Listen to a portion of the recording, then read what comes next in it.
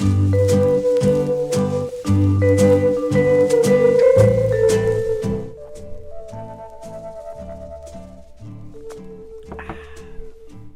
Internet, this is Olin from What I'm Listening To, here, once again, with another episode of Quickies. The first CD I have for you today, I have Massive Attack's very first album, Blue Lines. This is actually an album I have not listened to, and in the discography of Massive Attack, it's considered one of their best, next to Mezzanine, which is one I already have.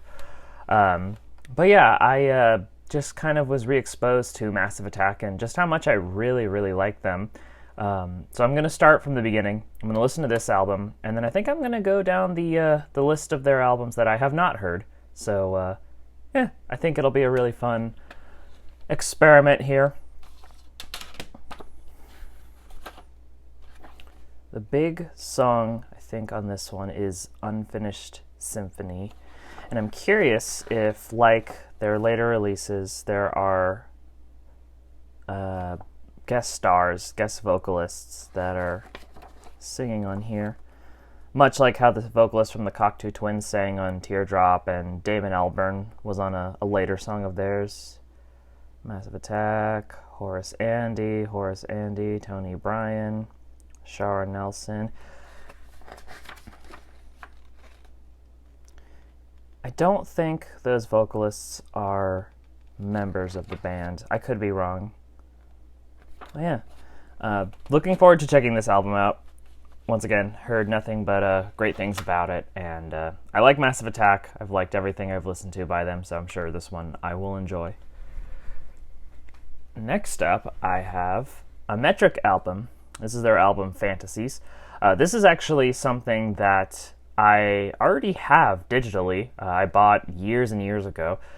When I was into a lot of kind of synth pop, new wave bands like the Shiny Toy Guns and the Birthday Party Massacre, I was looking for other bands similar sounding, and Metric was one of those guys. The song on here that I like in particular is their song Front Row. It has really, really dark feeling to it. I like the drums on it, which sound like live drums, not synthy drums.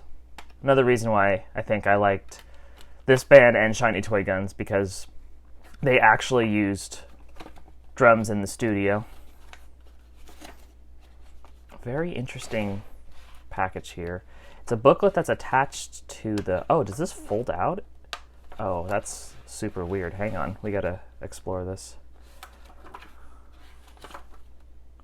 I don't want to rip it or anything, but it looks like this is supposed to fold out here. Yeah. There's stuff hidden in here. That's what that is. It's just sticky. That's gross. This is the thing about getting secondhand stuff, is sometimes the media has weird things about them. Oh yeah, that's really stuck. Well, I loaned it out.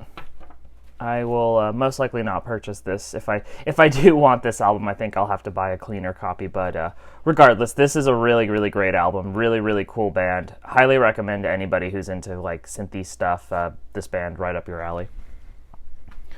Next up, I have a Nancy Sinatra album. This is Country My Way. I actually hadn't listened to anything by Nancy, only really knew her by name, daughter of the famous Frank Sinatra. But we played this in store, and I was really captivated by it. It was just really pretty nice country music.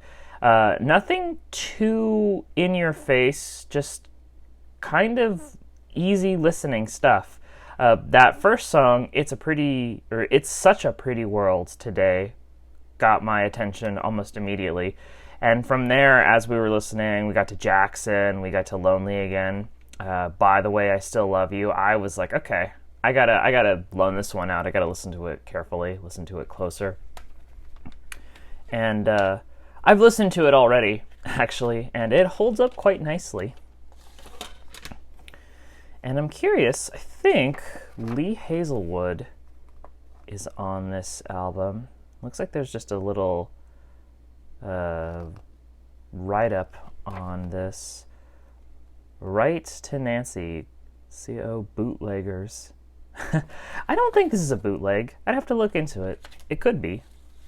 I'm not sure why it would be a bootleg. But yeah, there's a picture of Lee Hazelwood right there. He might have even produced this album.